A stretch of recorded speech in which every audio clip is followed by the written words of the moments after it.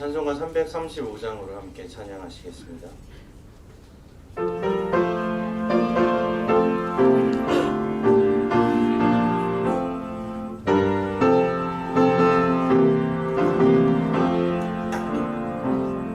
크고 놀라운 평화가 내게 있네.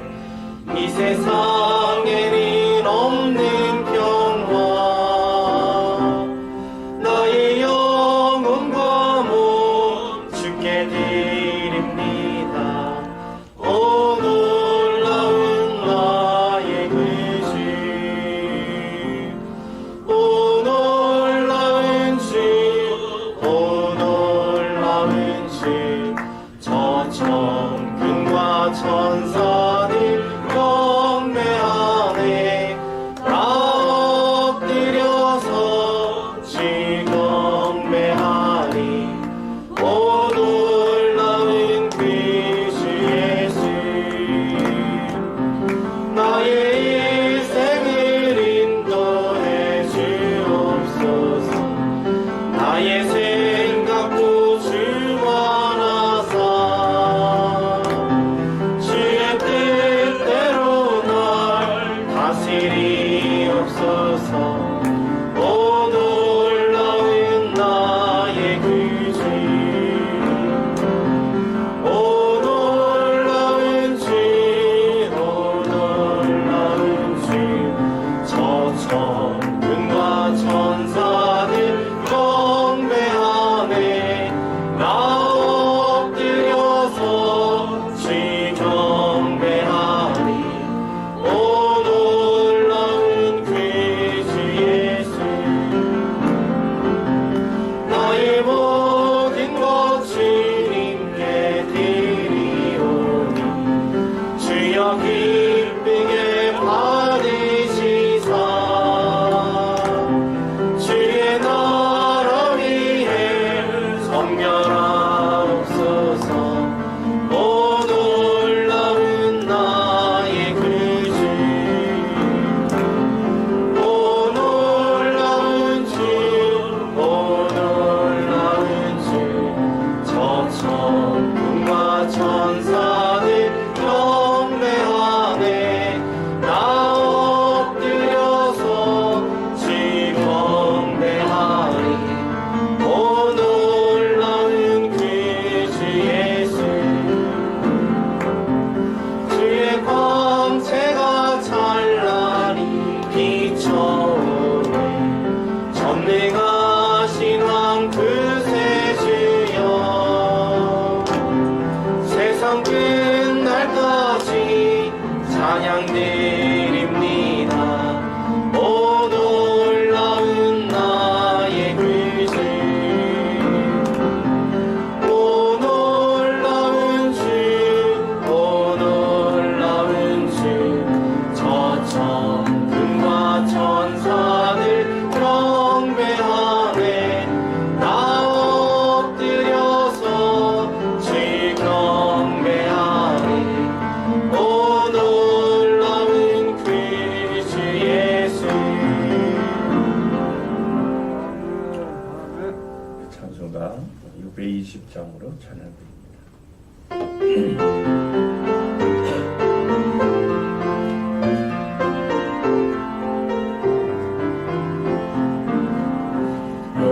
여기에 모인 우리 주의 은총 받은 자여라. 주께서 이 자리에 함께 계심을 아노라. 언제나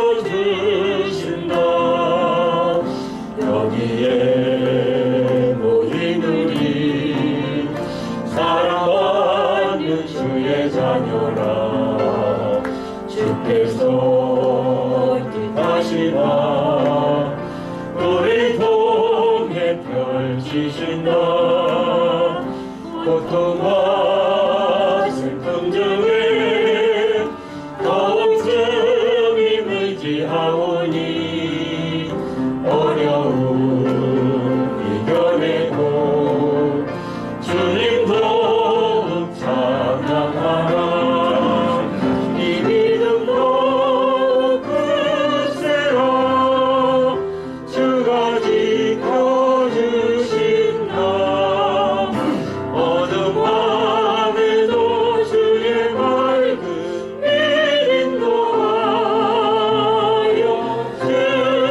주신다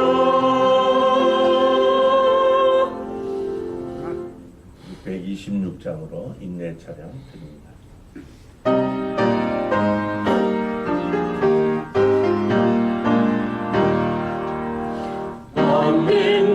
만민들아 다 경배하라 주 여호와님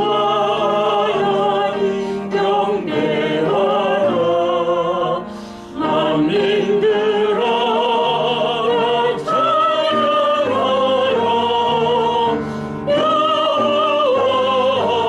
여호와님 찬양하라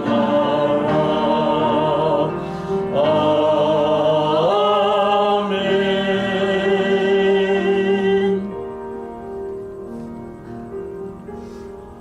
요셉을 양떼같이 인도하시는 이스라엘의 목자여 귀를 기울이소서. 그룹 사이에 좌정하신 이여 빛을 비추소서.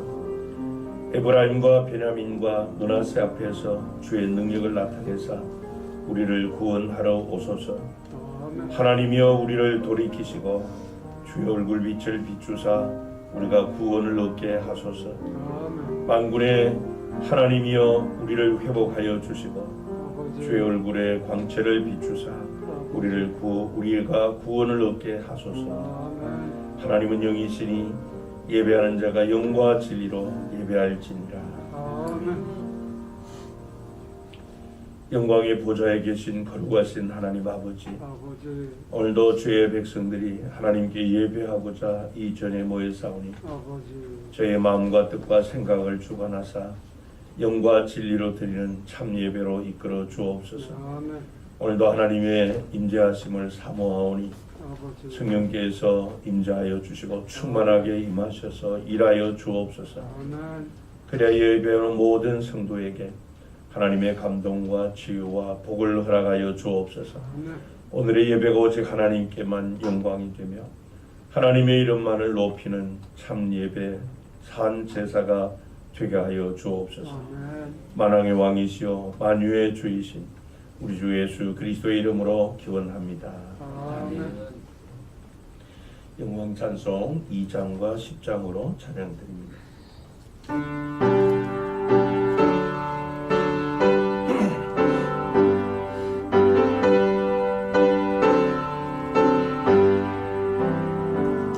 찬양 성도 성자 성령 정삼위일체께 영원 무궁하게까지 영광을 돌리세 영광을 돌리세 아멘.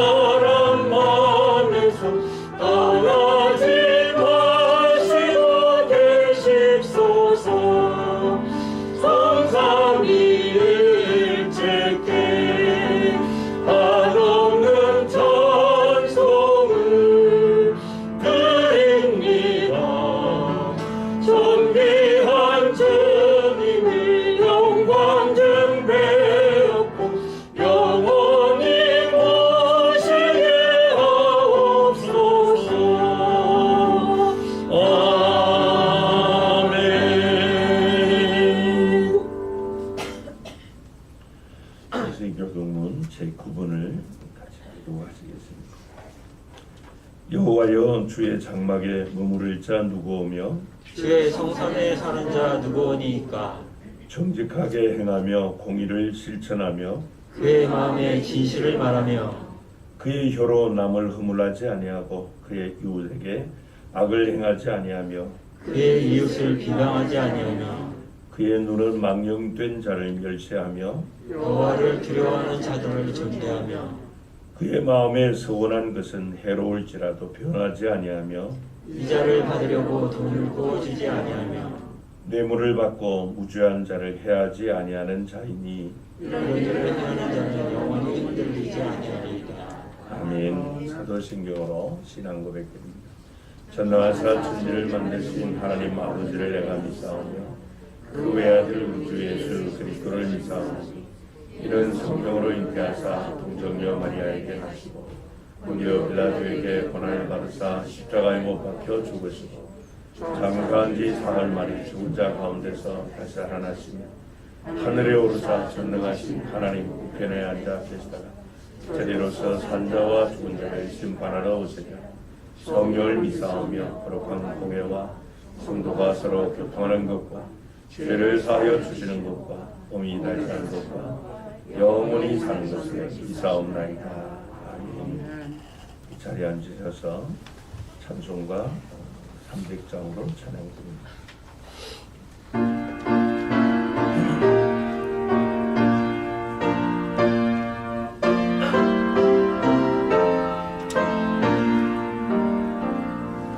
내 맘이 낙심되며 근심에 물릴 때 주께서 내게 오사 위로해 주시네.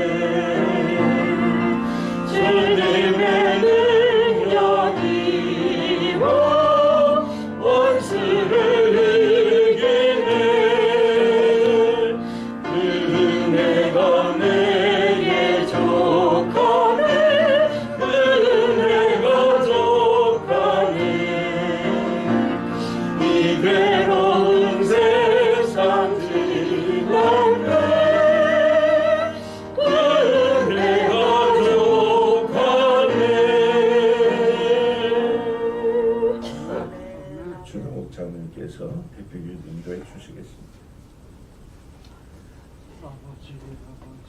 같이 기도드리겠습니다. 사랑과 은혜 하나님 아버지, 주님께서 함께 하시는 이 시간, 우리가 주님께서 주시는 평안함과 은혜 안에서 쉼을 얻게 하여 주옵소서. 이 예배 가운데 주님께서 좌정하여 주시고 주님께서 역사하시는 성령의 예배가 되게 하여 주옵소서. 저희가 주의 전에 겸손히 나아갑니다. 주님, 저희의 예배를 온전히 받으시고 오직 주님만 영광 받는 예배가 되게 하여 주옵소서. 예수님께서 부활하시고 실망으로 가득 찬 제자들을 만나셔서 그들에게 평안과 소망을 주셨습니다. 그 평안과 소망을 이 예배에 참석한 모든 성도들에게 다시금 부어주시기를 간구합니다. 또한 주님, 주의 임재하심을 간구합니다. 이곳에 임재하셔서 주의 성령의 감동하심을 부어주시고 오순절 다락방에서 제자들의 기도 가운데 임하셨던 불같은 비둘기 같은 성령이 이 예배당 안에 가득 차게 하여 주옵소서. 그리하여 우리가 다락방에서 두려움에 숨죽이고 피해 있었던 제자들이 주께서 주시는 용기와 능력을 가지고 세상에 나아갔던 것처럼 이 세상에 주의 도를 전하기 위해 나아가는 강한 제자들이 되게 하여 주옵소서.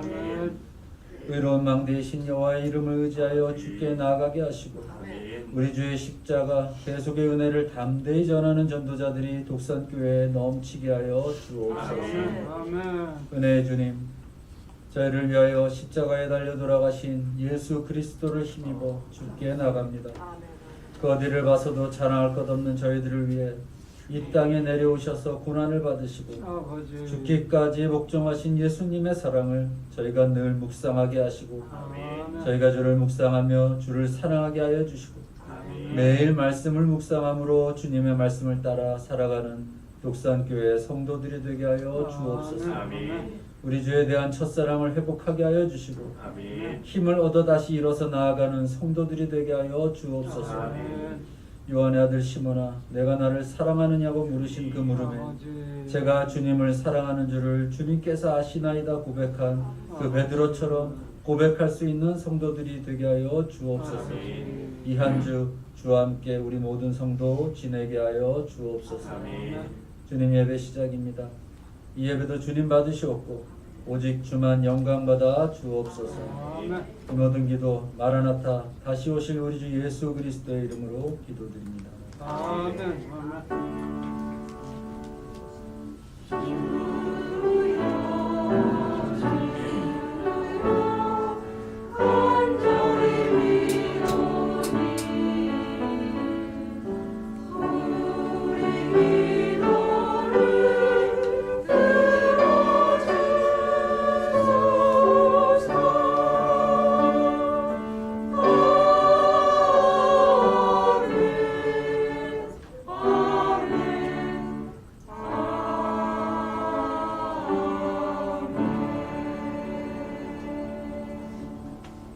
일어나셔서 찬송 1장 찬양하시며 봉헌하시겠습니다.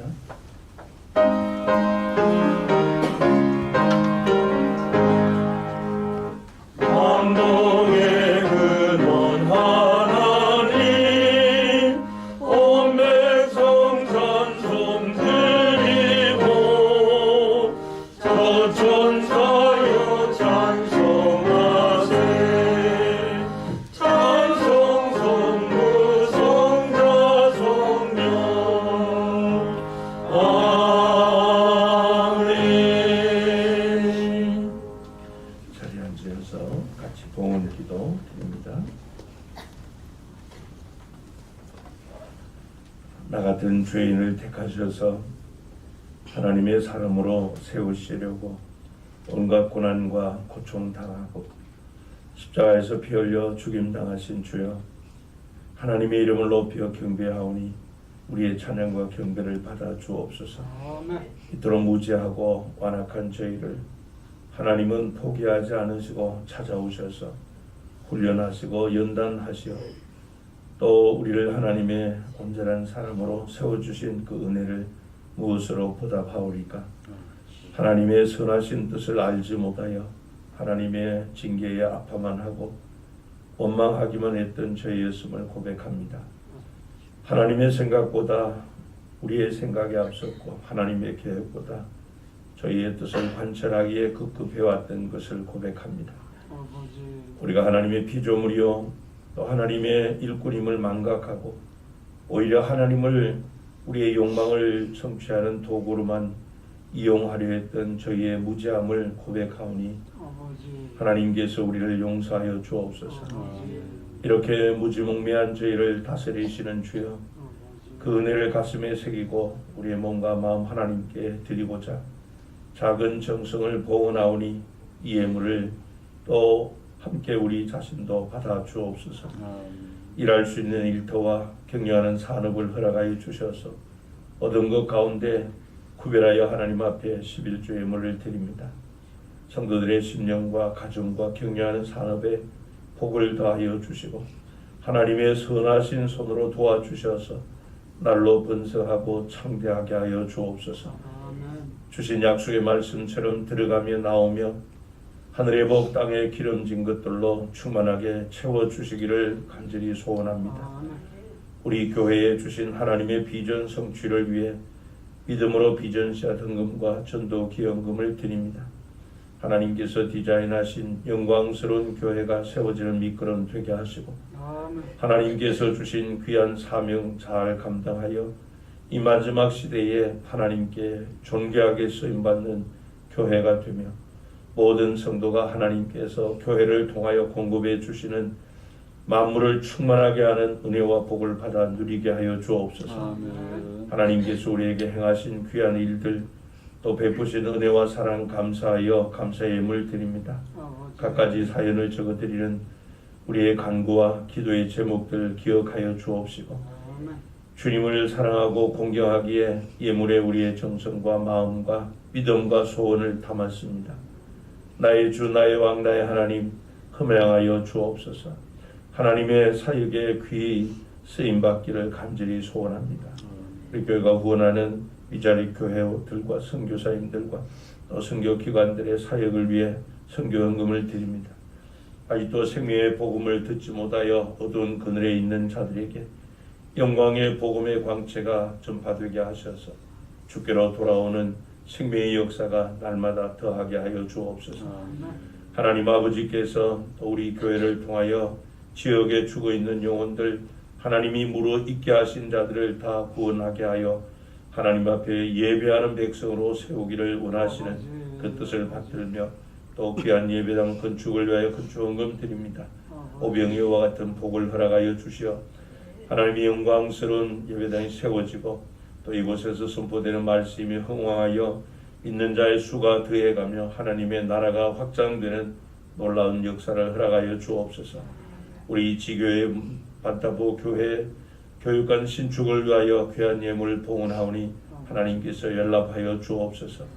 우리 반타보 교회를 통하여 더 많은 아카족 제2세대들이 천국 일꾼으로 양육받게 하시고 그 골짜기 아카족들을 복음화하는데 안두역 교회 같은 전초 기지로 쓰임받는 이 반타보 교회가 되게 해 주옵소서. 하나님 신축하는 또 교회가는 그 모든 일에 선하신 손으로 도와주셔서 느헤미야를 통하여서 52일의 성벽을 재건하여 주심같이 하나님의 귀한 역사를 허락해 주시옵소서.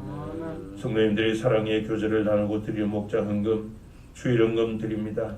예물 드리는 성도님들의 가정에 하늘의 보고를 여시고 하늘의 신뢰한 것들 땅에 기름진 것들로 충만하게 채워 주옵소서. 드리는 손길들의 찬양과 믿음과 정성을 기쁘게 받으시고 이 세상 살아가는 동안 물질 때문에 고통당하지 않게 하시고 무죄를 통해 하나님의 선하신 뜻을 받들어 드리는 선한 청지기들로 살게 하여 주옵소서. 특별히 슬픔당한 가정에 하나님 부활의 산 소망으로 위로하여 주시고 하나님께서 늘 함께 하셔서 선한 길로 인도하시는 주의 은총과 복을 허락해 주옵소서.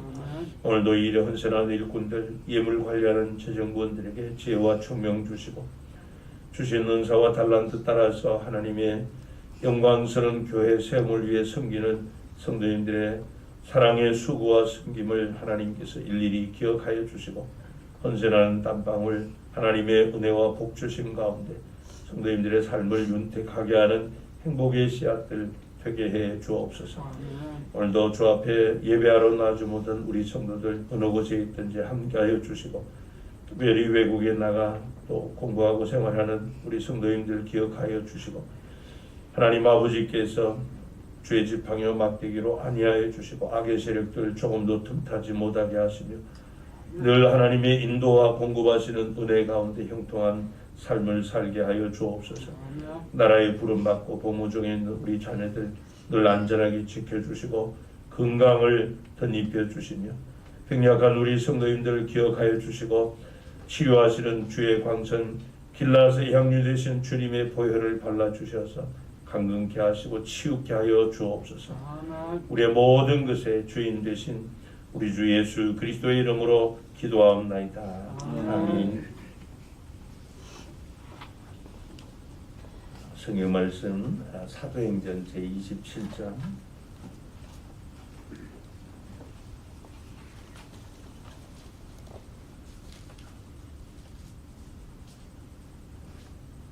사도행전 제27장 33절부터 37절 말씀 한 절씩 교독하시겠습니다. 날이 새어가매 바울이 여러 사람에게 음식 먹기를 권하여 이르되 너희가 기다리고 기다리며 먹지 못하고 줄인 지가 오늘까지 열나흘인즉 음식 먹기를 권하노니 이것이 너희의 구원을 위하는 것이요 너희 중 머리카락 하나도 잃을 자가 없으리라. 떡을 가져다가 모든 사람 앞에서 하나님께 축사하고 떼어 먹기를 시작하며 그들도 다 안심하고 받아 먹으니 37절 같이 읽습니다. 배에 있는 우리의 수는 전부 276명이더라. 아멘. 할렐루야 찬양대 찬양으로 하나님께 영광합니다.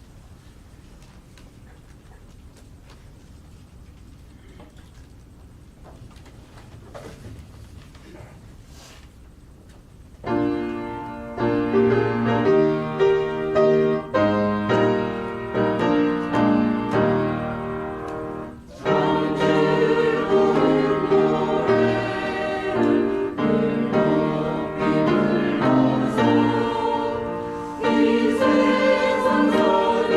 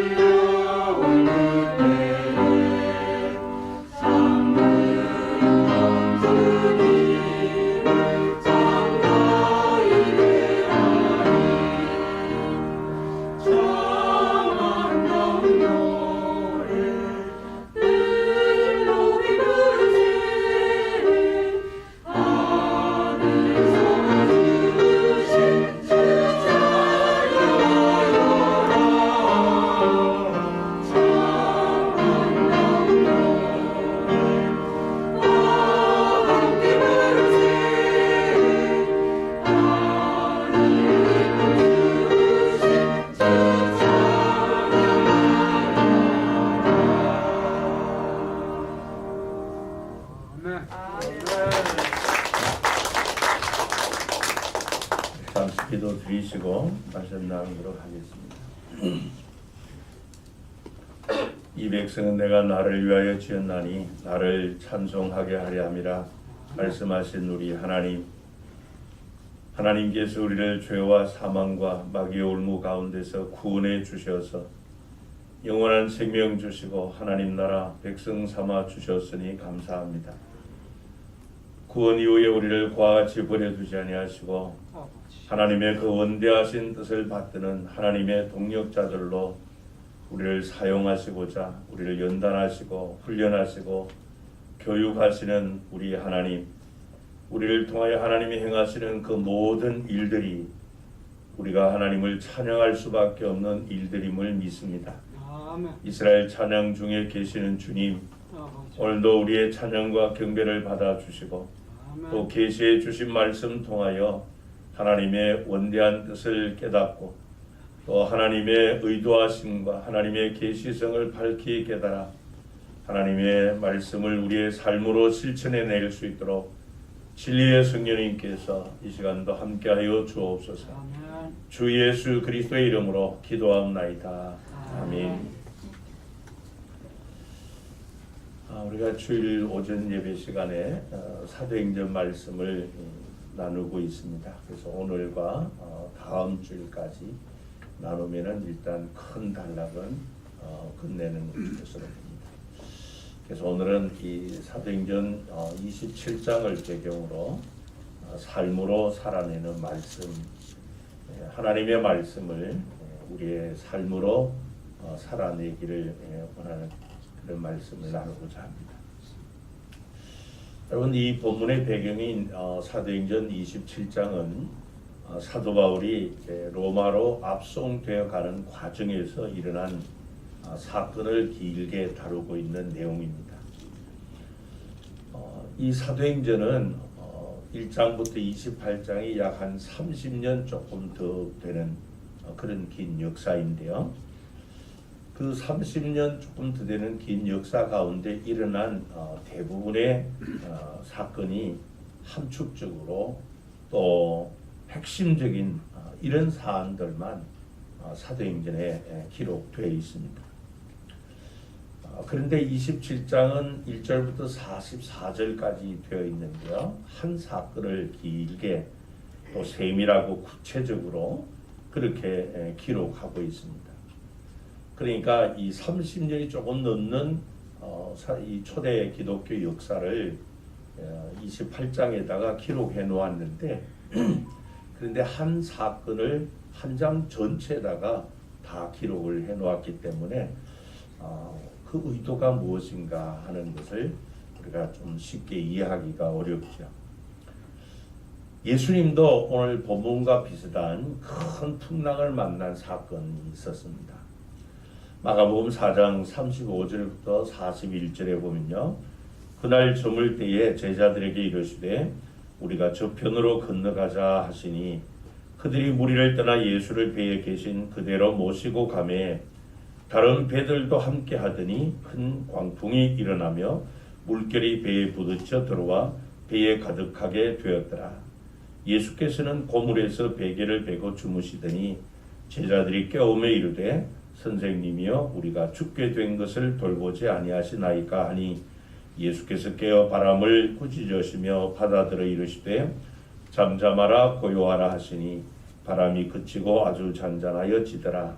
이에 제자들에게 이르시되 어찌하여 이렇게 무서워하느냐 너희가 어찌 믿음이 없느냐 하시니 그들이 심히 두려워하여 서로 말하되 그가 누구이기에 바람과 바다도 순종하는가 하였더라 그랬습니다. 이 내용을 보면은 예수님과 제자들이 함께 타고 가는 배가 큰 풍랑을 만났습니다. 그때 제자들이 예수님께 자신들이 죽게 되었다라고 할 만큼 이 큰 풍랑을 만난 사건, 이 사건을 기록한 절수도 보면 몇 절 되지 않습니다. 근데 이 바울이 만난 이 풍랑 사건, 이것은 예수님과 제자들이 경험한 풍랑 사건보다 약 한 6배 이상 그런 분량으로 상세하게 기록해 놓았는데 그 이유가 궁금하지 않을 수 없습니다. 여러분, 우리가 성경 말씀에 기록되어 있는 성경 말씀이니까 믿음으로 그냥 받아들이는 것이 당연하지만은 이 사도 바울이 경험한 이 풍랑 사건은 도대체 어떤 의미가 있기에 이렇게 길게 한 장 전체의 내용을 차지하고 있는가 하는 것이에요.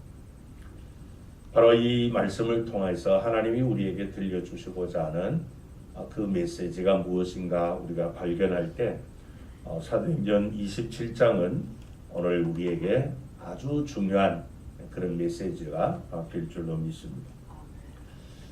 그렇지만 우리가 이 사도행전 27장을 다른 성경 한 장을 읽듯이 그냥 크게 집중하지 않고 그렇게 지나쳐 버리면은 오늘 말씀은 그런 큰 풍랑 가운데서 아무도 죽지 않고 다 살아났구나, 그냥 이 정도로 알 뿐이지 이 말씀이 우리에게 주는 그 중요한 메시지가 무엇인가 하는 것을 놓쳐버리게 됩니다. 그래서 우리가 이 성경을 읽거나 볼 때요, 늘 주의해야 될 것이 이 말씀을 통해서 하나님이 주시는 메시지가 뭔가, 하나님의 의도가 무엇인가 하는 것에 집중할 필요가 있습니다. 그래서 우리가 그 말씀을 읽을 때 집중해야 되는 것이 하나님의 계시성, 이 말씀을 통하여 하나님은 무엇을 우리에게 나타내 주시는가, 무엇을 우리에게 말씀하시는가, 그것에 집중하는 것이 중요합니다. 그래서 우리가 성경 해석도 또 그런 관점에서, 또 본문 설명도 그런 관점에서 해야 되지만은 더 중요한 것이 바로 그 말씀과 사건을 통해서 하나님이 들려주시는, 의도하시는 하나님의 의도성, 하나님의 뜻이 무엇보다도 중요하기에 그것을 캐치하려고 해야 됩니다. 예를 들면 이 바울이 지금 가이사랴에서 배를 타고 구브로 섬을 가다가 유라굴로라고 하는 큰 풍랑을 만났을 때 배가 다 파손되고, 또 그렇지만은 그 가운데 탄 사람이 한 사람도 생명에 손상이 없이 멜리데라고 하는 섬에 도착했고, 그 모든 사람이 다 살았다. 이렇게 단순하게 그저 소설을 읽듯이 읽고 이해한다면은 이 사도행전 27장에서 하나님께서 보여주시고자 하시는 그 하나님의 의도를 우리는 단 1%도 붙잡을 수가 없습니다. 그래서 우리는 성경을 사사로이 풀거나 또 보아서는 안 된다는 것이죠. 그러면 이 사도행전 27장의 이 한 사건을 참 이렇게 길게 그리고 상세하게 구체적으로 기록한 하나님의 의도가 무엇일까 하는 것이에요. 왜 이렇게 세밀하고 구체적으로 사건의 내용을 설명하고 있는가 하는 것이죠. 도대체 하나님께서 이 사도 바울과 이 사건을 통해서 우리에게 들려주시고자 하는 메시지가 뭐냐 하는 겁니다. 왜 그토록 중요한 마지막 28장 바로 앞에 이 사건이 일어난 이 사건을 기록하고 있는, 도대체 그게 무슨 연관이 있느냐 하는 것이에요. 미리 말씀을 드리면 이 놀라운 사실은 바로 이 사도행전 27장에는 왜 사도 바울이 그 마지막 선교의 목적이 로마여야 하고, 또 그 로마로 가는 과정에 하나님의 계획하신 뜻이 무엇인가 하는 것이 담겨 있다는 것이에요. 그것을 보여주는 것이 바로 이 사도행전 27장입니다. 그래서 이 사도행전 27장에서 사도 바울은 하나님의 말씀을 삶을 통해서 실천하는 그런 모습을 우리에게 보여줍니다. 먼저 이 바울은 끝까지 자신이 믿는 그 하나님께 자신의 전부를 다 맡기고 그 하나님을 선포합니다. 그럼 이 바울이 탄 알렉산드리아라는 이 배가 큰 풍랑을 만났습니다. 그래서 이 배는 사공들이 어찌할 수 없어서 속수무책이 되었습니다. 그래서 풍랑이 바람이 부는 대로 배가 밀려갔고 이틀째 되는 날 이 사공들이 배의 무게를 줄이려고 배 안에 있는 짐들을 다 바다에다 던지게 됩니다. 그래도 소양이 없으니까 사흘째 되는 날에는 이 나흘째 되는 날에는 배에 있는 모든 도구조차도 다 바다에 던져버립니다.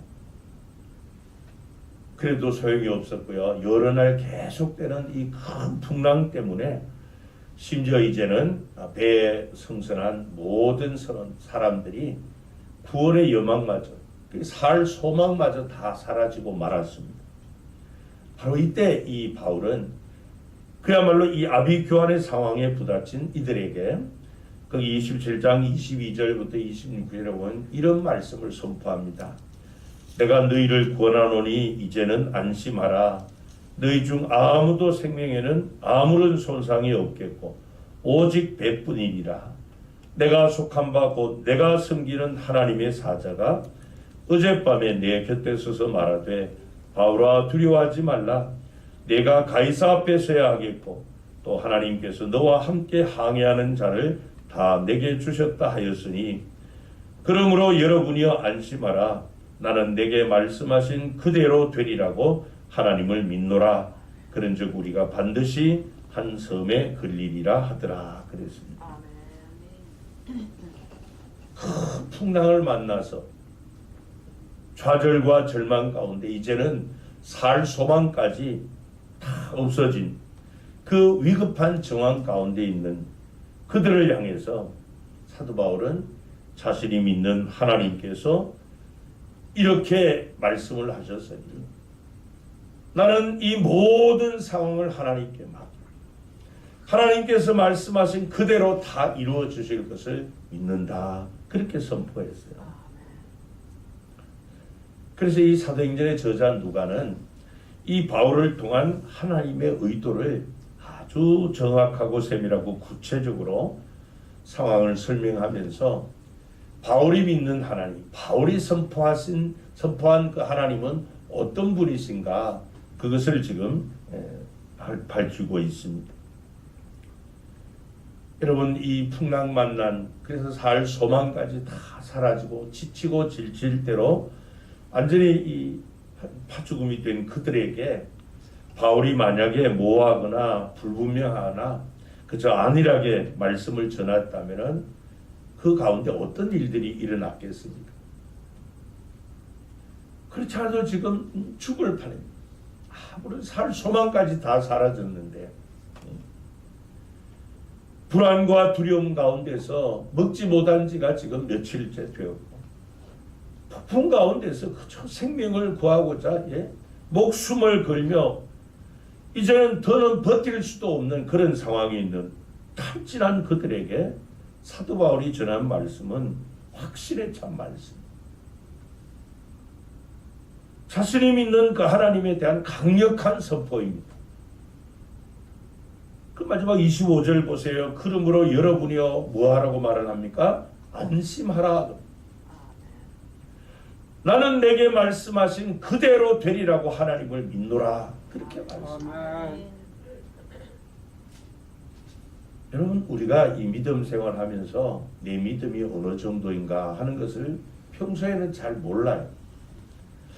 저 성도의 믿음이 어느 정도일까 평소는 잘 모릅니다. 근데 이 믿음이 있는 사람과 없는 사람의 차이는 이런 절박한 상황 아니면 그 반대의 상황 부딪혀 보면은 믿음이 적나라하게 다 드러나도록 되어 있어요. 뭐 자신이 하는 일이 잘 되고 또 좋은 일, 좋은 상황 이런 가운데 평범하게 살 때는 저 사람의 신앙이 어느 정도인가 뭐 크게 구분이 되지 않습니다. 그러나 갑자기 막 상황이 나빠지거나 아니면 반대로 갑자기 좋아지거나 그렇게 되면은 그 사람의 신앙이 그대로 드러날 수밖에 없어요. 그래서 우리는 생각할 때 꼭 신앙의 이런 시험을 받고 시련을 당할 때만 우리의 믿음이 무너지는 것 같은데요. 그 반대도 마찬가지예요. 너무 일이 잘 되고 상황이 좋아져도 우리의 신앙이 무너질 때가 있어요. 오히려 그럴 때가 더 위험합니다. 여러분, 이스라엘 백성이 400년 동안 애굽에 종살이 하던 그들이었잖아요. 근데 하나님께서 크신 권능과 펴신 팔로 그들에게 해방의 기쁨을 주셨어요. 우리나라가 일제강점기 36년 압박받다가 해방되어도 온 국민이 기뻐했는데, 여러분, 무려 400년을 노예 생활하다가 구출되었으니 얼마나 기쁘겠어요. 거기다가 또 하나님께서 자기들의 열조 조상들에게 주신 젖과 꿀이는 가나안 땅으로 자기들을 인도하실 것을 생각하니까 얼마나 기대에 부풀었어요. 그 기쁨과 가나안 땅에 대한 기대를 가지고 이제 가나안을 향해 가는 가운데 신광야에서 그들은 모세와 아론을 향해서 원망과 불평을 터뜨리기 시작합니다. 그게 뭔가 하면은 이 광야에서 먹을 것이 없다. 우리가 애굽에서 노예 생활할 때는 참 그 가마솥 곁에서 넉넉하게 고기를 먹었는데, 왜 우리를 광야에 이 애굽에서 구출해서 이 광야에서 고기 한 번도 먹지 못하도록 이렇게 우리를 죽이려고 하느냐는 거예요. 그래서 출애굽기 15장 16장 3절에 보면 이스라엘 자손이 그들에게 이르되 우리가 애굽 땅에서 고기 가마 곁에 앉아 있던 때와 떡을 배불리 먹던 때에 여호와의 손에 죽었더라면 좋았을 것을 너희가 이 광야로 우리를 인도해 내어 이 온 회중이 줄여 죽게 하는도다. 모세와 아론을 향해서 이렇게 오만과 불평을 터뜨려요. 우리가 아는 대로 이스라엘 백성은 하나님의 선민이고 하나님의 백성이지만은 그들이 위기를 만났을 때 그들의 믿음이 그대로 드러났습니다. 그래서 여러분, 우리가 어떤 신앙적 위기, 말씀드린 대로 위기는 반드시 어려운 상황 때만이 위기가 아니고 그 반대의 경우도 마찬가지라 그랬습니다. 우리의 신앙의 위기 상황이 직면하게 되면은 나의 믿음이 어느 정도인가, 그것을 늘 살펴야 돼요. 여러분, 사도 바울을 보세요. 지금 다른 그 배에 탔는 다른 사람들과 똑같은 환경이에요. 똑같은 상황입니다. 그도 마찬가지로 죽음의 위기에 먹지 못한 지 오래되었어요. 근데 이 바울이 그들을 향해서 무슨 회개하십시오 이런 말을 선포한 것이 아니라, 여러분 안심하십시오. 안심하십시오. 어젯밤에 하나님의 사자가 나에게 나타나서 하신 말씀, 이 배에 탄 사람들은 한 사람도 생명의 지장을 받지 않도록 하여 주신다고 하셨습니다. 내게 말씀하신 하나님, 그 말씀하신 그대로 이루실 줄을, 되게 하실 줄을 나는 믿습니다. 그렇게 선포하는 거예요. 그럼 이게 진정한 믿음입니다. 정말 우리가 힘든 일을 만나고 마치 죽을 것 같은 이런 일들이 일어나고 도저히 어찌할 수 없는 이런 상황에서 원망하거나 불평하는 것은 일반적으로 보통 사람이 하는 반응이에요. 그런 가운데서도 자신이 믿는 하나님을 확신하며 도리어 그 위기를 하나님을 만날 기회를 삼고 또 그 위기 가운데 살아계신 하나님을 선포할 수 있는 그런 기회로 삼는 것이 바로 바울의 믿음입니다. 그럼 생각해 보시기를 바랍니다. 지금 알렉산드리아호에는 276명의 승선에 있습니다. 그들이 이 바울이 전하는 하나님을 들었어요. 하나님에 대한 이야기를 들었어요. 이제 나중에 그들은 한 사람도 바울이 말한 대로 생명의 지장이 없이 멜리데 섬에 도착해서 다 구출을 받습니다. 그 이후에 그들이 어떻게 되었는가는 사도행전에는 기록되어 있지 않지만 우리가 추측해 볼 때 그 가운데 다 몇 명이라도 하나님을 믿었을 거예요. 예수를 믿었을 거예요.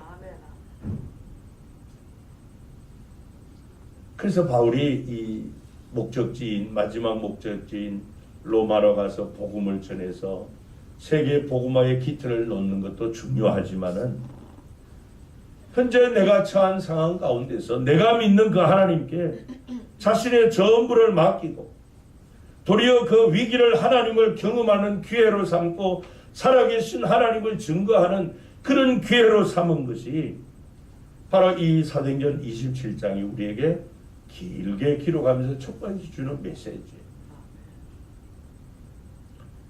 우리도 마찬가지입니다. 우리도 신앙생활 하다 보면은 살 소망이 없을 만큼 참 인생 밑바닥에 떨어질 때도 있고 여러 가지 어려움, 삶의 위기를 만날 때가 있습니다. 그럴 때 세상 사람들은 다 원망하고 불평하고 남을 탓하고 좌절하고 주저앉죠. 그러나 우리 그리스도인들은 그때가 도리어 그 위기가 하나님을 새롭게 경험하는 기회고 살아계신 하나님을 전파하는 그런 기회로 삼는 그런 믿음의 사람들이 되라는 것이죠. 두 번째로 바울은 상황이 점점 더 악화되어 가는 가운데서도 하나님께 감사한 사람. 여러분, 이 잠시 동안 위기를 극복하는 그 믿음도 참 놀라운 믿음이죠. 근데 더 놀라운 믿음은 그런 상황이 언제 끝날지 알 수 없습니다. 암담하고 고통스러운 시간이 지속될 때 대부분 성도가 끝까지 인내하지 못해요. 그래서 믿음에서 이탈하고 흔들리고 좌절하고 심지어 하나님을 떠나는 그런 경우들도 있잖아요. 27절에 보면 이런 상황이 14일째 지금 계속되고 있습니다. 여러분 혹시 배를 타고 배멀미함 해본 경험이 있는 분들이 계실 거예요. 어떤 느낌이었던가요? 빨리 무트로 나가고 싶다. 그냥 배 누워 있어도 막 하늘이 빙글빙글 돌고 막. 그런데 이들은 그 큰 풍랑 때문에 지금 14일째 시달리고 있어요. 그러던 가운데 이 배가 무태 어느 섬에 가까이 온 것을 이 사공들이 알게 되었어요. 그랬더니 이 사공들이 그 같이 배 탄 선원들 다 두고 항해한 사람들을 두고 자기들만 도망가려고 잔머리를 굴리는 거예요. 그래서 30절에 보면 사공들이 도망하고자 하여 이물에서 닻을 내리는 채 하고 그룹배를 바다에 내려놓고 그 작은 비상으로 싣고 다니는 배를 타고 자기들만 먼저 도망가려고 했다는 거예요. 여러분 이것이 일반적인 사람들의 생각이에요. 큰 위기를 만났을 때 일반적으로 사람들은 남이야 어떻게 되든 말든 나만 살고 보자. 일단 내가 살기 위해서 내 방법을 앞세우기 시작. 사람의 어리석음이 이거죠. 한계가 이건데 그럼 사공이면 어떻게 해야 돼요? 사공이면 어쨌든 자기 배에 탄 항해하는 사람들을 생명을 위해서 자기들이 섬기고 희생해야 되죠.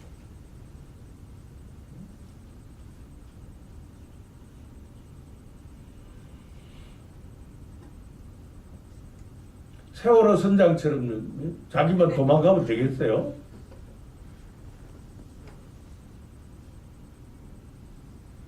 근데 가면 육지에 이 무태 가까운 것을 감지하고서는 비겁하고 무책임하게 기회주의적인 그런 행동을 합니다.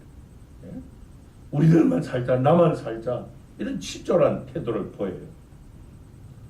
근데 그들과는 정반대로 31절에 보면 바울은 어떻게 행동합니까?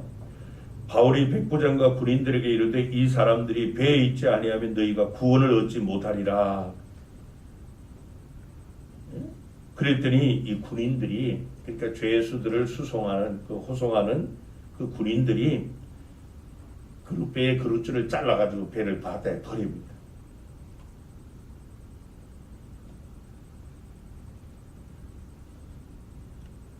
지금 이 사공들이 뭔가를 잘못 판단하고 있잖아요. 자기들만 살려고.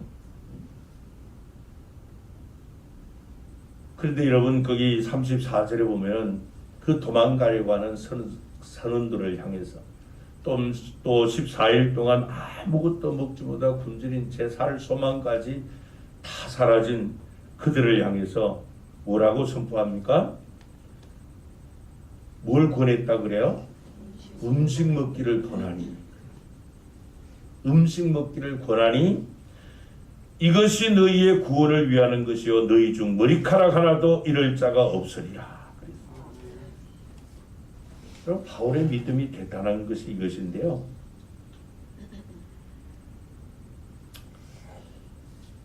지금 이 항해하는 사람들을 버리고 도망가려고 하는 선원들을 막 책망하고 그러지 않았어요. 또 여러분들은 이 풍랑 가운데서도 아무도 생명을 손상당하지 않을 것이라 그렇게 선포해 주었는데도 믿지 않았잖아요. 그들을 향해서 막 책망하고 꾸짖고 그러지 않았어요.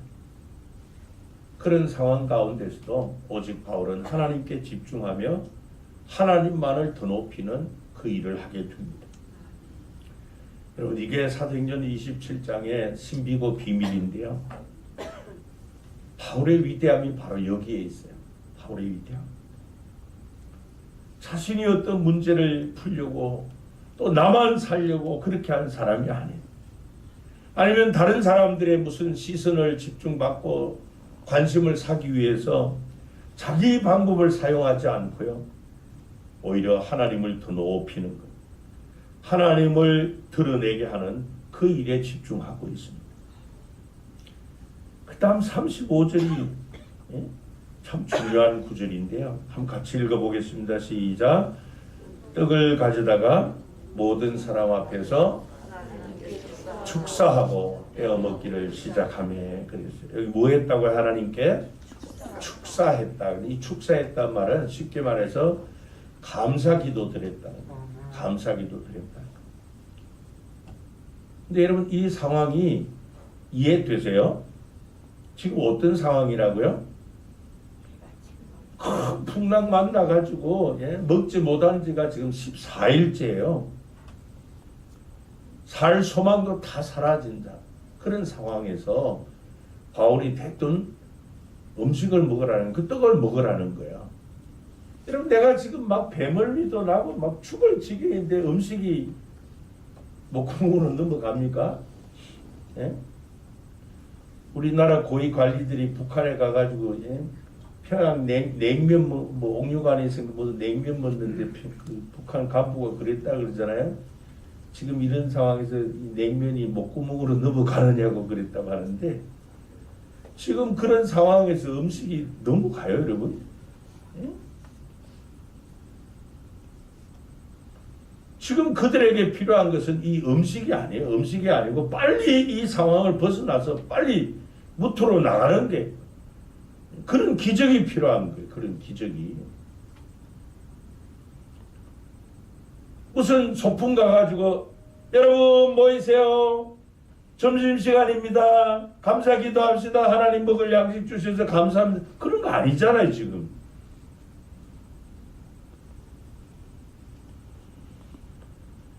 아무것도 할 것이 없는 아주 처참한 그런 상태에 빠져 있는 그들에게 유일하게 소망을 줄 수 있는 것이 바로 살아계신 하나님을 보여주는 거예요. 살아계신 하나님. 그 살아계신 하나님을 보여주는 것이 바울이 떡을 들고 하나님 앞에 감사기도하는 거죠. 그랬더니 상상할 수 없는 일이 벌어집니다. 36절 37절 보세요. 그들도 다 안심하고 받아 먹으니 그랬어요. 다 안심하고 받아 먹으니 배에 있는 우리의 수는 전부 276명이더라 그랬어요. 할렐루야죠. 할렐루야. 여러분 교회가 무엇하는 곳이에요?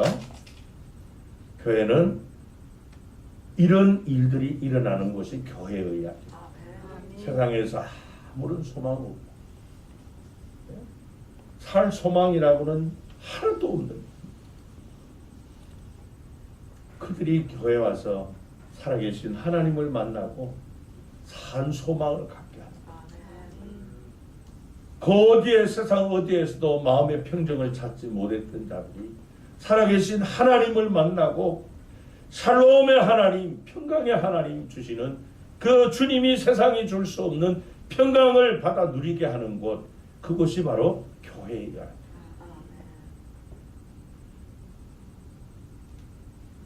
사도행전 27장에 의도하는 믿음이 바로 그겁니다. 아무것도 할 수 없는 상황 가운데서도 살아계신 하나님께 감사하는 믿음. 인간적으로, 물리적으로, 상황적으로 될 수 있고 할 수 있는 것이 아무것도 없을 때 그 가운데서도 떡을 들고 하나님 앞에 감사할 수 있는 믿음. 그게 사도행전 27장이 우리에게 두 번째 주는 메시지예요. 여러분, 우리가 살다 보면 이럴 때 있잖아요. 내가 할 수 있는 것이 아무것도 없을 때.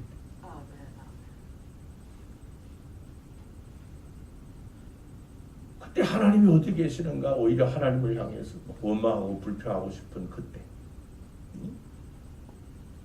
모든 사람이 자기 살려고 발부둥치고 그때 이제는 살 여력조차도 소망조차도 사라진 그때 살아계신 하나님을 향하여 감사할 수 있는 믿음의 사람. 하나님, 내가 할 수 있는 것이 아무것도 없습니다. 하나님이 다 하셨습니다. 지금까지 내가 뭘 해온 것 같았는데 이제 알고 보니까 하나님이 하셨군요. 아멘. 하나님이 배후에서 다 역사하셨군요. 아멘. 하나님 감사합니다. 그 믿음이 바울에게 있었고 오늘 우리에게 그 믿음을 가지라는 거예요. 하나님을 그 어떤 상황 가운데서도 하나님을 높이고 하나님께 감사하는 믿음이 사람의 마음들을 다 바꿔놓았어요. 그들도 다 안심하고 받아먹었어요. 도저히 이 떡을 먹을 환경이 아니에요. 근데 하나님 앞에 그 상황 가운데서 감사하고 하나님을 높였더니 그 감사하는 믿음이 사람을 바꾸고 환경을 바꾸고 교회를 바꾸는 줄로 압니다. 하나님이 다 하셔야 돼요. 우리가 할 수 있는 것은 하나님께 어떤 상황 가운데서도 감사하는 그 믿음이 우리에게 필요합니다. 마지막 세 번째로 바울은 끝까지 하나님께서 함께 하시는 것을 몸으로 체험하게 됩니다. 여러분, 사도행전 27장의 이 의도는 마지막 44절에 있는데요. 그날은 그 남은 사람들은 널조각 혹은 배 물건에 의지하여 나가게 하니 마침내 사람들이 다 상륙하여 구조되니라 그랬습니다. 이게 여러분 하는 이야기 같으면은 그러면 그렇지, 해피엔딩으로 끝나는 무슨 드라마 같은 아주 재미있는 그런 드라마 같이 그렇게 끝나는 거예요. 27장이. 그래서 우리도 삶의 현장에서 이런 결말을 기대하잖아요. 오늘은 내가 힘들고 또 오늘은 고통스러워도 마지막에는 승리하는 것, 해피엔딩 하는 것, 그걸 우리가 모두가 기대합니다.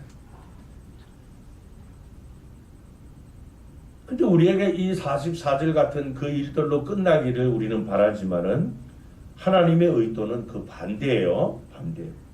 그 앞에 41절부터 43절을 봅니다.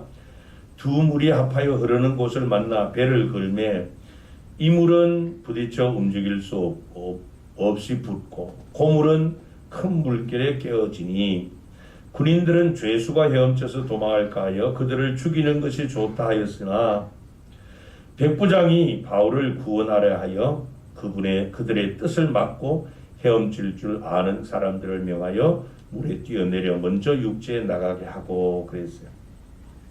여러분 이때 바울의 그 신분은 죄수입니다. 미결수이지만 여하튼 죄수에 있었어요.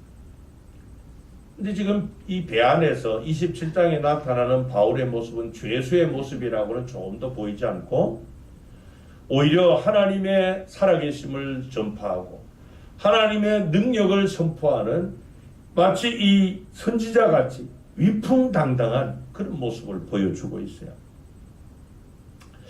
그래서 27장을 마무리하면서 이 모든 과정을 통한 하나님의 그 의도하심은 하나님의 말씀을 믿고 또 하나님은 말씀하신 대로 이루시는 분이시라는 사실을 확신하고 어떤 상황 가운데서도 하나님을 높이고 하나님께 감사하는 이 바울을 끝까지 하나님이 함께 하시는 하나님의 주권과 섭리를 몸소 체험하도록 그렇게 하시는 것입니다.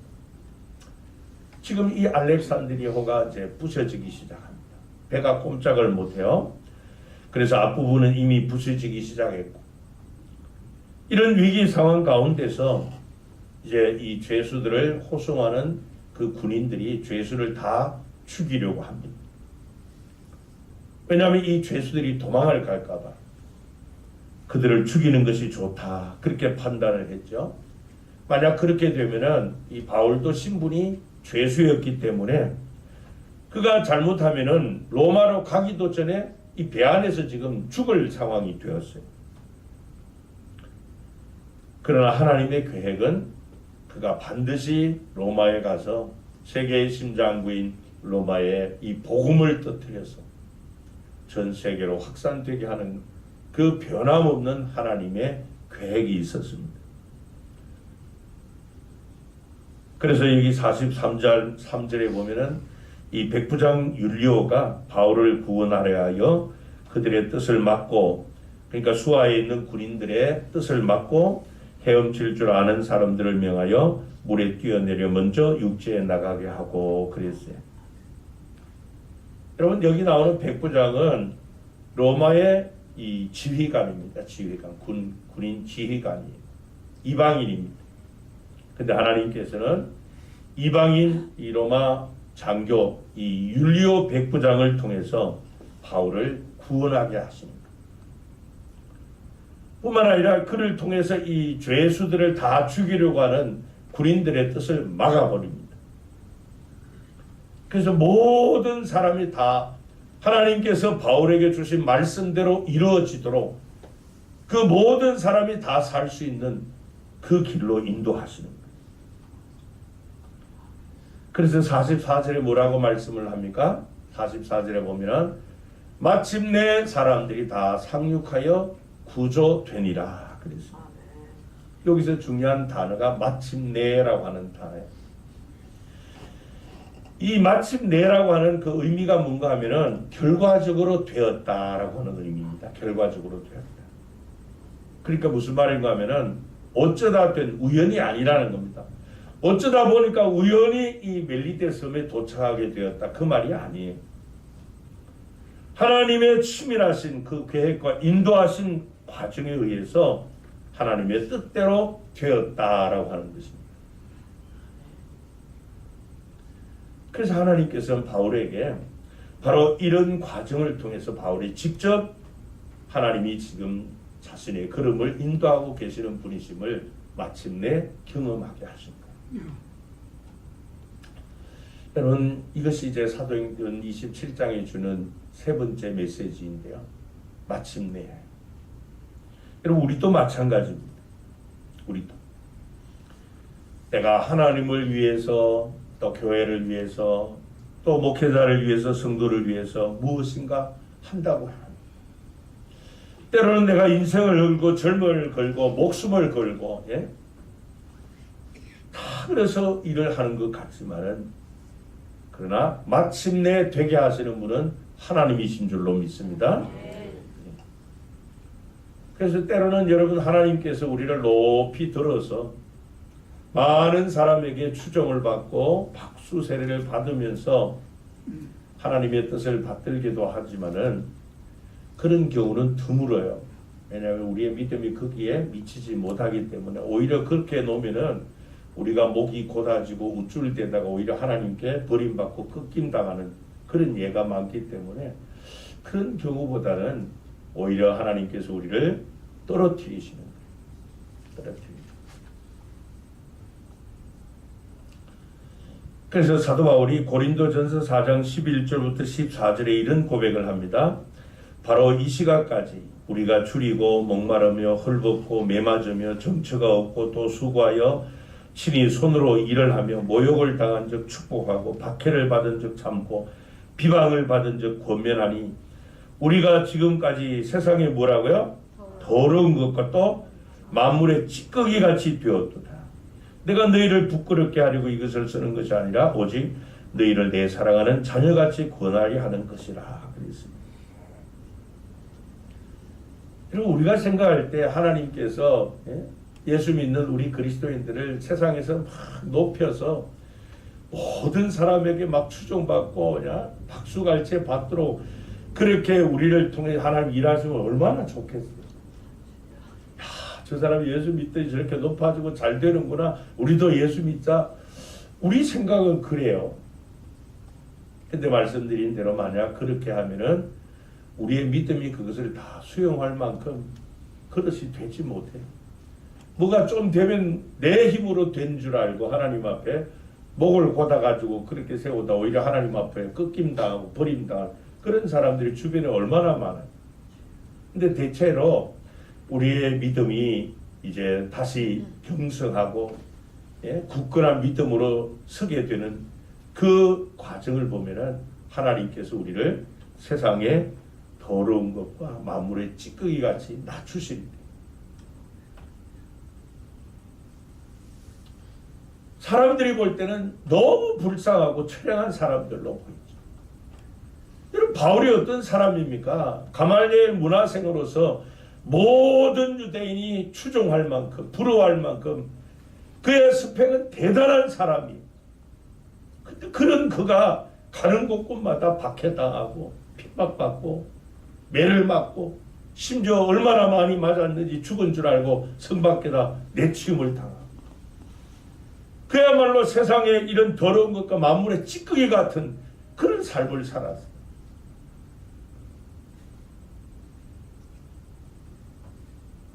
그러나 마침내 하나님이 그를 통하여 이루고자 하시는 그 일들을 이루게 하시는 하나님. 그래서 여러분 이 믿음 때문에 이 사도행전 27장이 있는 것이고 사도 바울을 통해서 보여주고 하시는 하나님의 의도하십니다. 내가 한 것이 아니라 하나님이 하셨습니다. 그래서 여러분 우리가 이 사도행전 27장을 깊이 읽고 묵상해 보면은 믿음과 현실이 늘 대비되어 있어요. 그리고 사상과 상황이 얼마나 다른가 하는 것을 절감하게 하는데요. 하나님께서 마지막 중요한 사도행전 28장 바로 앞에 이 긴 풍랑의 내용을 사건을 기록하고 있는 하나님의 의도하심이 뭔가 하는 것을 우리가 듣기를 원하고 깨닫기 원합니다. 그래서 우리의 그 상황 가운데 참 괴로운 상황 그때 하나님을 다시 새롭게 경험하고 또 살아계신 하나님을 전파하는 그런 기회로 삼아줄 수 있기를 바랍니다. 상황이 점점 더 어려워가도 그 하나님께 대한 확고한 믿음을 가지고 감사하는 믿음을 통해서 상황을 바꾸어 가시기를 바랍니다. 더 나아가 어떤 상황 가운데서도 하나님은 나와 함께 하셔서 내 생애 가운데 하나님의 계획이 마침내 이루게 하시는 영원토록 우리와 함께 하시는 임마누엘의 하나님이심을 믿는 그 믿음을 우리 모두가 가지기를 소원합니다. 기도하시겠습니다. 하나님 아버지 사도행전 27장을 통하여 또 바울의 믿음 또 그를 이끌어 가시는 하나님을 바라보게 하시니 감사합니다. 우리에게 주시는 그 메시지 하나님의 뜻처럼 우리가 어떤 상황 가운데서라 늘 하나님을 새롭게 경험하며 특별히 인생의 위기 가운데서 새롭게 하나님을 만나고 경험하는 기회로 삼게 하시고 살아계신 하나님을 전파하는 기회가 되기를 간절히 소원합니다. 심지어 우리의 상황이 점점 더 악화되어 간다 할지라도 바울처럼 감사함으로 살아계신 하나님을 전파하게 하여 주옵소서. 감사를 통하여 상황을 바꾸어 나가고 사람을 변화시켜 나갈 수 있도록 은혜를 더하여 주옵소서. 더 나아가 세상 끝까지 우리와 항상 함께 하시며 내가 이루는 것이 아니라 내 생애 가운데 마침내 하나님의 뜻을 성취하게 하시는 임마누엘의 하나님, 영원토록 우리와 함께 하시는 하나님에 대한 확고한 믿음을 가지게 하여 주옵소서. 그래서 우리의 인생 가운데 어떤 일을 경험하든 늘 살아계신 하나님에 대한 확고한 믿음으로 사는 우리 모든 성도가 되게 해 주옵소서. 믿음의 주여 또 온전하게 하시는 우리 주 예수 그리스도의 이름으로 기도하옵나이다. 아멘. 찬송가 434장으로 찬양.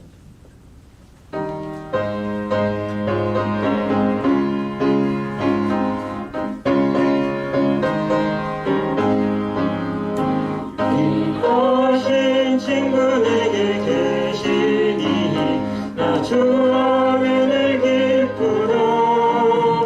그 피가 내 죄 씻으셨으니 나 주 안에 기쁘다. 나 주 안에 기쁘다. 나 주 안에 기쁘다. 주 나와 동행하시니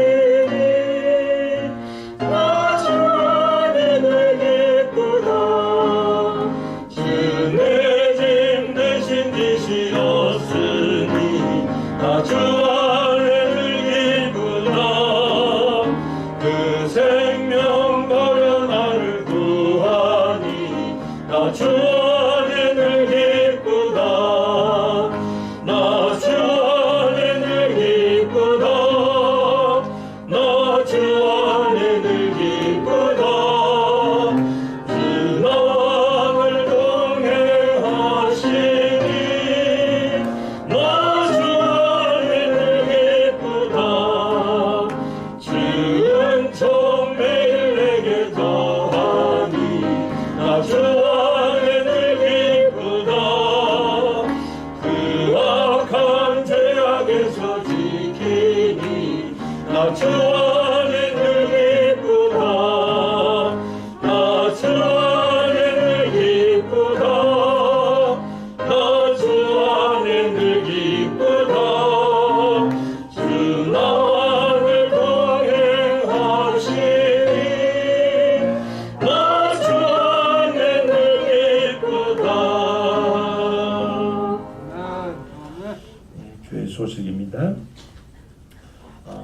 이제 2월이 내일 모레면 끝나고요. 3월이 시작됩니다. 그래서 3월 월삭 새벽 기도회 3월 1일 이번 주 수요일 새벽 5시에 있습니다.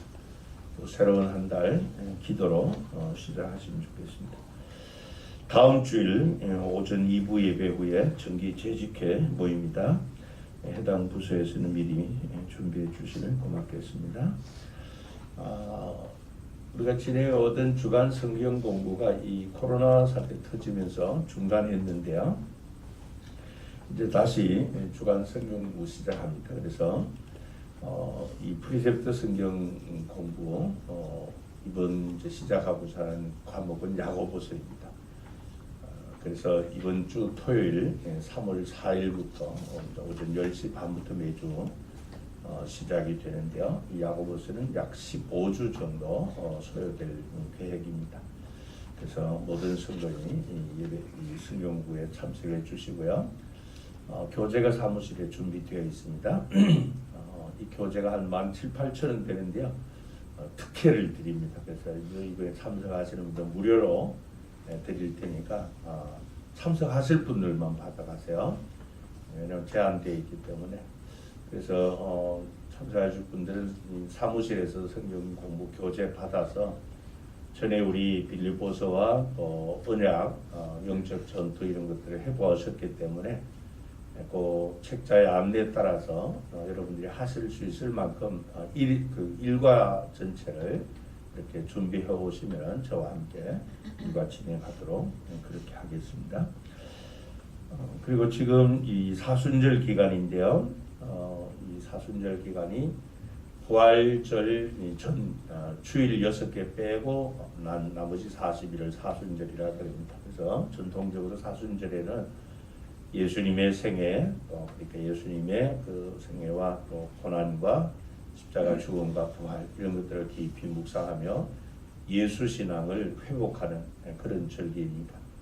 그래서 특별히 이 사순절 기간에는 사도행전을 여러분 많이 읽으시고 가능하시면 한 10독 정도 그렇게 하시면 좋겠습니다. 그래서 사도행전에서 보여주는 교회 신앙을 다시 회복하고 주님께서 내 교회 세워라 하시는 그 명령 따라 주님의 교회를 세우는 그런 제자 또 성도로 사시길 바랍니다.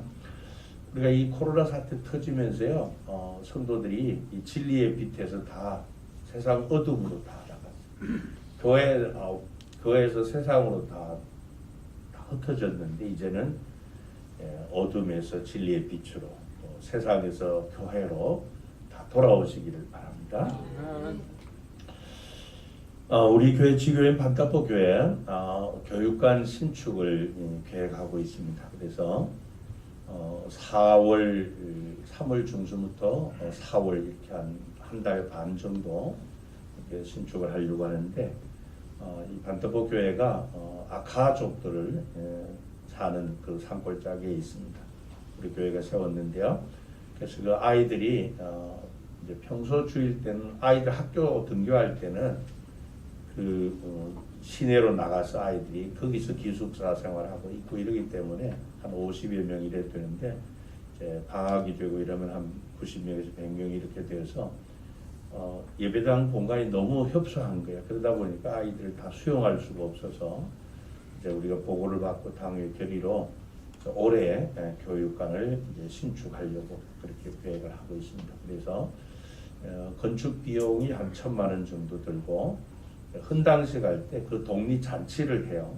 그래서 그 잔치 비용과 또 헌당식 비용 쭉 들어서 한 500만 원 해서 1,500만 원 정도 계획을 하고 있습니다.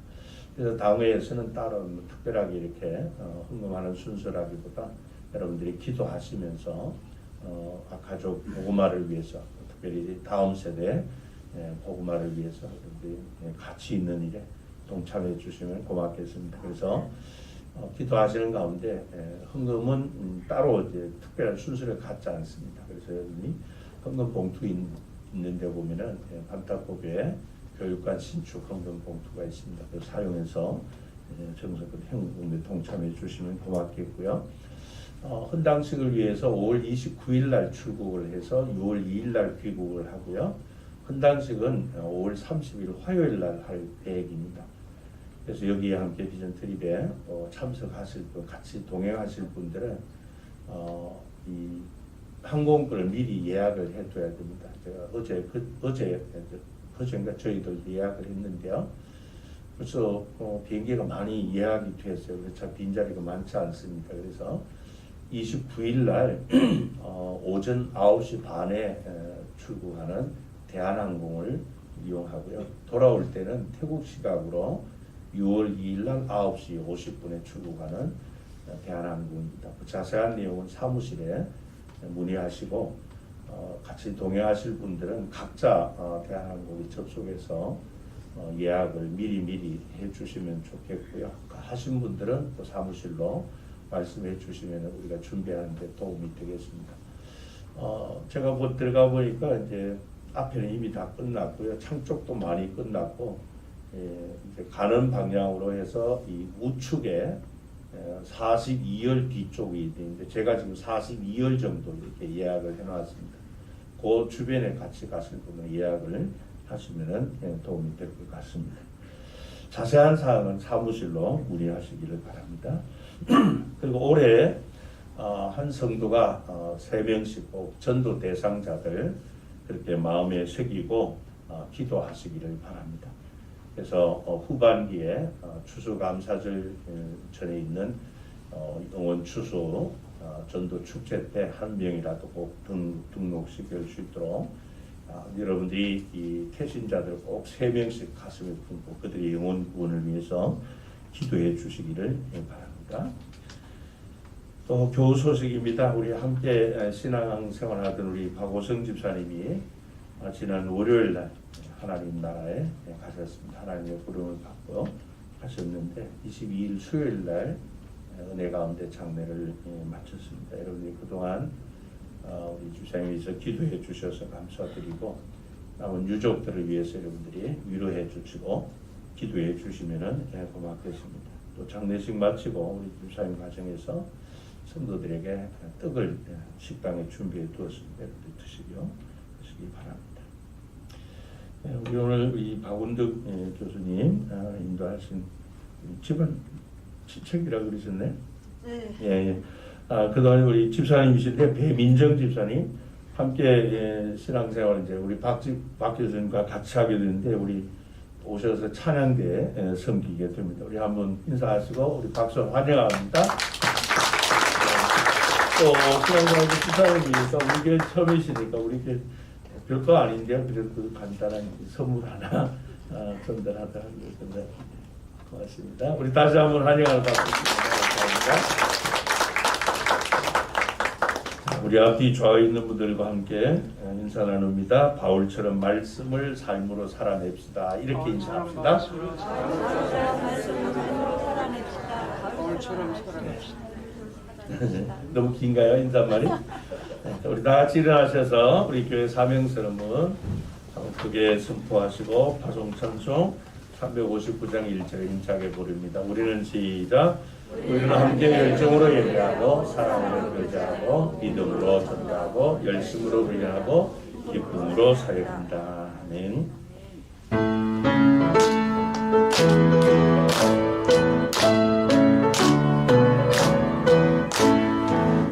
성을 향해 간 성도들아 앞길의 장애를 두려워 말라. 성령이 너를 인도하시니 왜 지체를 하고 있느냐. 앞으로 천을 향해 나가세. 전성문만 올라가세. 모든 천사 너희를 영접하러 문 앞에 기다려 서 있네. 우리 최승미 권사님 진짜 어머니가 보면 내일 모레 여기 광명 중대병원에서 간단 수술을 하기 위해서 올라오셨습니다. 예배 참석 같이 하셨습니다. 감사합니다. 여러분들 위해서 기도해 주시기 바랍니다. 같이 기도합니다. 지금은 우리 주 예수 그리스도의 은혜와 하나님 아버지의 사랑하심과 성령님의 교통하시는 역사하심이 사도 바울처럼 우리가 어떤 상황을 만나고 위기 상황을 만난다 할지라도 좌절하거나 원망하거나 낙심하거나 포기하지 않고 오히려 그 위기를 새롭게 하나님을 경험하며 살아계신 하나님을 전파하는 그런 기회로 삼고 심지어 상황이 더 악화된다 할지라도 바울처럼 떡을 들고 감사하는 이런 감사의 믿음을 통해 살아계신 하나님을 전파할 뿐 아니라 우리에게를 끝까지 동행하시고 함께 하심으로 우리의 모든 일을 통해서 하나님의 계획하신 일들을 마침내 이루게 된 임마누엘의 그 신앙을 가지고 하나님 앞에 더 큰 일을 감당하며 영광 돌리기를 소원하는 우리 모든 성도들과 성도님들의 가정과 경영하는 산업과 주님의 몸된 교회 위에 또 우리 지교회인 반다보 교회 위에 이 시간도 온천에 들며 만민에게 복음을 선포하는 우리 선교사님들과 그들의 사역 위에 이제부터 영원토록 함께 있을지어다. 아멘. 아멘.